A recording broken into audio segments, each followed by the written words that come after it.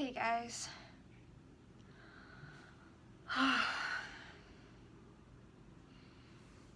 having a really anxious evening. A really anxious moment this evening. So, and we were a small group tonight. We're listening to lectures from R.C. Sproul on the ancient Greek philosophers, which is really cool, and Plato is illogical, and Aristotle is the way to go, but also the Catholic Church idolized Aristotle over the scriptures, but also there's still a blessing for people who accept reality as God made it versus people who are delusional. So that's what our small group is about right now. Very Reformed theological nerd stuff, and I'm loving it. Our church family is so great. So today, to give you an update, yesterday I vlogged. Yeah, it was yesterday. Oh my gosh, I think it was yesterday. It's been a long time ago. Yesterday was a long time ago. I think it was yesterday when I vlogged about how I met with Kim from the Mentor Ministry, and I also was about to film a teaching video on false doctrine. And I'm really glad I vlogged before I made that video because I was tired. I was wiped after that. I filmed for about an hour and a half, hour and 24 minutes. And I started editing it yesterday, and I've made significant progress on it today. I have about 50 minutes done and like 20 minutes left to go, 22. So I've chopped it down to from an hour and 24 minutes to like an hour and 12, which I'm very pleased. And I know there's more fluff I can cut because, me and the rambles. But it's all good, and the editing is going well. I'm really pleased with how just some of the phrasing came out for some of the things I'm really passionate about. So if all goes well, that will come out tomorrow, in addition to a regular vlog like this, but that will be coming your way. I'm so stoked, and I'm going to the extra trouble of like putting scripture references on the screen as captions whenever I'm talking or referencing something. And that is super rewarding, and I think it adds a level of usefulness that I don't normally need in my videos, therefore I don't bother, but for this video it needs it. So and just like being able to like verbally communicate a lot of things that have been really heavy on my heart for a long time, but especially the past few months, like very satisfying. So very pleased. One of the reasons I waited to film a vlog for today until this evening is because I knew I wanted to get as far along in that process as I could, so that I could really give you a proper update. So there's that. But I'm feeling anxious tonight, and I'm feeling anxious about the home buying thing. So we were sitting in small group, and we're listening to the beginning of this lecture, and my brain got on I really want the deck house, I really want the deck house, I really want the deck house. And I just couldn't get off this little loop-de-loop cycle. So I rated the hostesses chocolate stash. They're lovely people, they don't mind. But also I need to get them a pantry type Christmas gift at some point. So I rated the chocolate in the pantry, and I sat there and ate my chocolate, and then I pulled out my coloring book, and I wrote in my coloring book, look at the front, isn't that cover pretty. I just love it. Now, that's not me. This is Hobby Lobby. So I wrote in my book, I will trust God. I will trust God. I will trust God. I will trust God. I will trust God. I will trust God. 22 times. I wrote that on there. And it's kind of an interesting number because, so when I was 14 years old, I went to Ballet Magnificat summer camp in Belhaven College campus in Mississippi. Jacksonville, Mississippi. Yeah, my brain is not remembering right now. And I met a lady, and she had 22 on her license plate. And I asked her, or I don't think I asked her, I think she actually volunteered the information, which was that 22 was a number that represented God's providence and sovereignty in her life. Like, people had died on 22. There were birthdays on 22. There were significant things. You know, that number 22 just kept coming up, and it was a number that represented God's provision and sovereignty just consistently. And that just kind of stuck in my head. And there are definitely people who get obsessed with numbers and numerology and in the New Age, and that's not good. So don't do that. And I don't know enough to know, well, if what I'm telling you, you know, is that, and I don't know. But I feel that I want to tell you the story that I do know. And so, in the course of my last job, while I was in the process of falling in love with Ben, one day I noticed that this transaction that I did, the PO number, the purchase order number, matched the receipt number, matched a couple of the dollar amounts. Like, normally, like, I was, up to that point, I'd seen like 3 numbers line up, and that just was always really cool to me. And like, I love that verse in Isaiah where he says, you know, for as the heavens are higher than the earth, so my thoughts and my ways are higher than your ways. And it just, that verse always makes me think about how, like, for a snowflake to land on your nose is such a God thing. You know what I mean?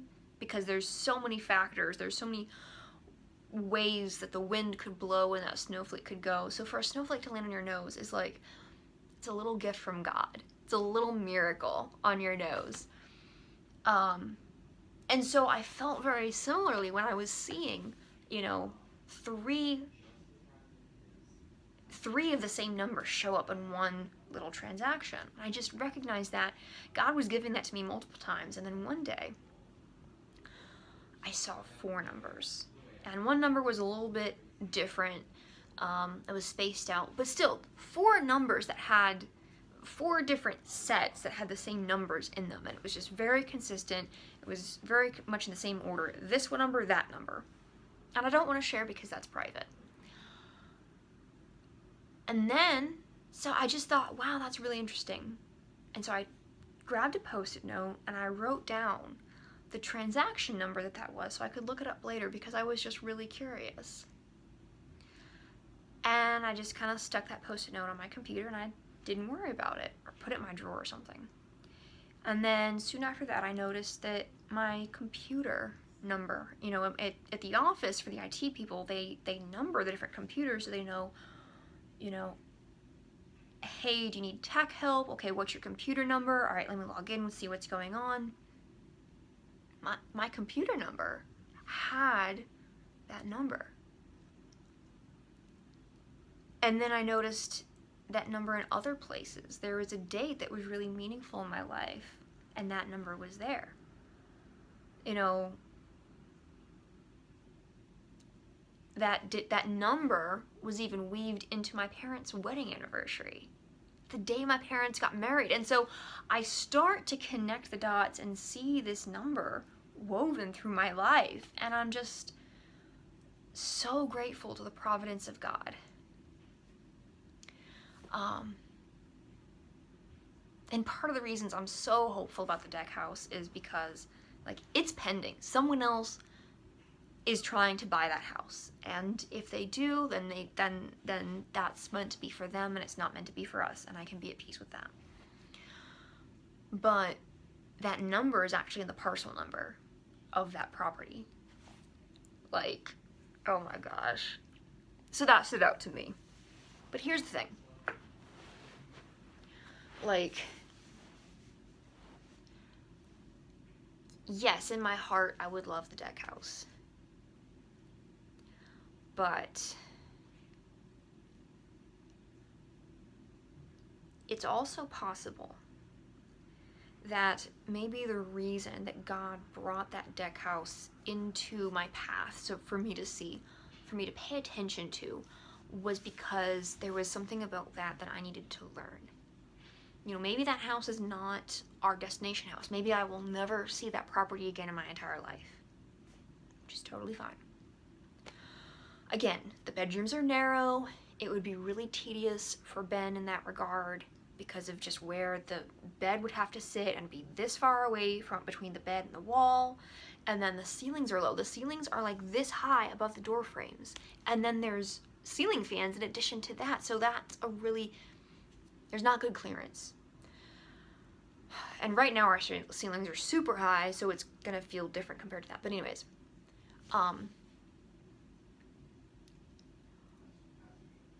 part of what really stood out to me about the deck house was the structure and the layout.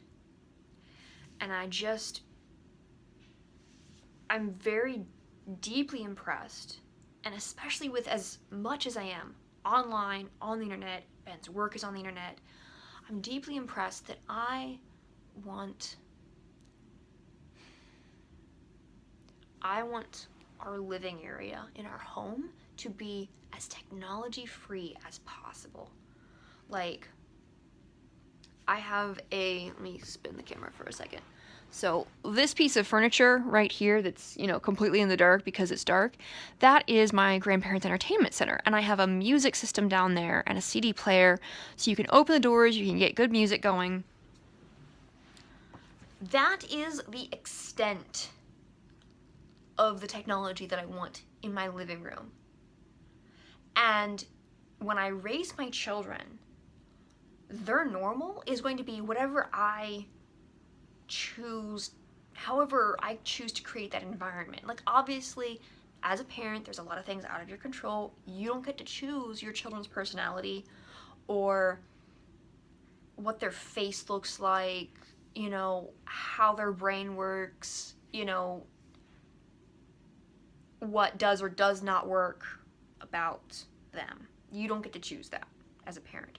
So obviously there's a lot of things under my control, outside of my control. But my hope, the thing that really, just the layout of the deck house, the thing that really struck in my mind was how I want to create as much as I can influence. I want to create an atmosphere of just peace and calm and beautiful music and a separation between my family life and the internet.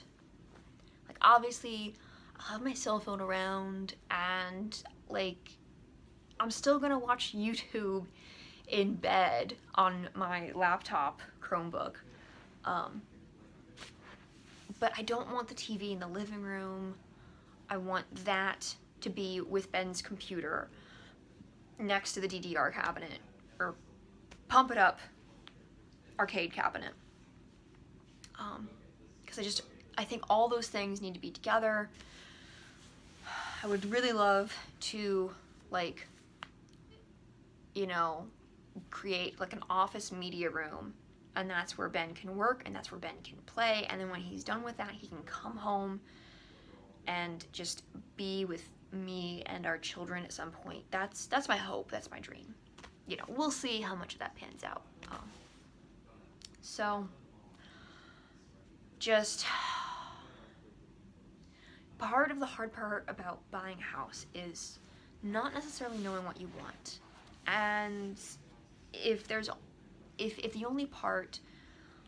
purpose of the deck house being in my path was for me to learn what I wanted, then that's worth it. So I'm finding peace and contentment in that. And it also helps that I took a vitamin supplement that helps my, you know, to calm down. So, sorry, that wasn't the prettiest sound, but that's what it feels like inside my head sometimes, so, yeah. Anyways, thank you so much for listening, and thank you so much for praying. Thank you for allowing me to be a part of your life. It's so precious and meaningful, and it's just such an honor, like, that you would make space in your head and in your heart and in your time in your life, you know, for, you know, this crazy girl.